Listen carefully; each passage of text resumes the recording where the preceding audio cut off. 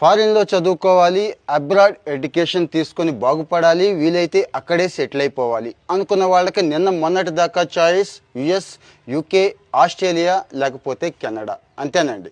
ఇప్పుడేమో పరిస్థితి మారిపోయిందండి. అక్కడ పరిస్థితులు ఎంత ఘోరంగా ఉన్నాయో మీకు తెలుసు కదా. అమెరికాలో ఏమో ఫీజులు ఎక్కువ, యూకేలో వాళ్ళే ఇబ్బంది పడిపోతున్నారు. యూయూ నుంచి ఎప్పుడైతే బయటకు వచ్చేసారో అక్కడ సంక్షోభం దారుణంగా ఉంది అన్నట్టు. ఇక కెనడా వాళ్ళకి మనకి డిష్యూం సున్నం పెట్టుకుంటున్నాం.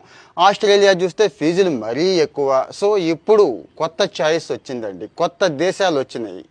Lithuania, Estonia, Chile, Malta, Taiwan, South Korea, Germany, Ireland ఇలాంటి దేశాలు ఉన్నాయి చూడండి.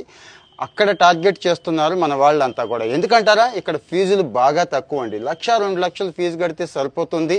స్కాలర్షిప్లు ఒక చిలీలో అయితే అద్భుతమైన స్కాలర్షిప్లు ఇస్తూ ఉంటారండి. ఇక లివింగ్ కాస్ట్ అంటారా, నెలకు ఒక 25,000 ఉంటే సరిపోతుంది. అది కూడా సంపాదించుకో